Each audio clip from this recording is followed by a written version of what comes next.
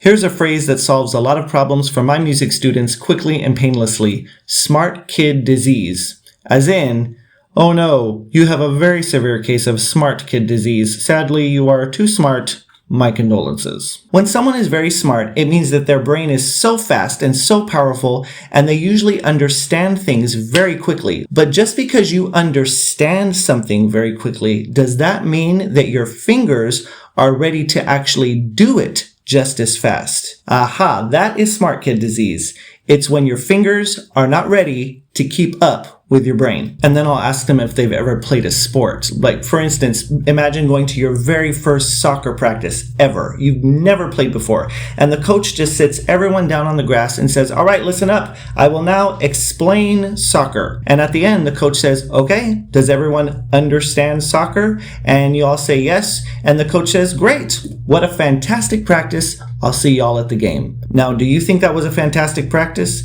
And the student always says, no, because we didn't do anything. Exactly. Because understanding soccer is not enough. You are not going to build the speed and the strength and the endurance and the reflexes, teamwork, unless you actually train your physical body to actually do it.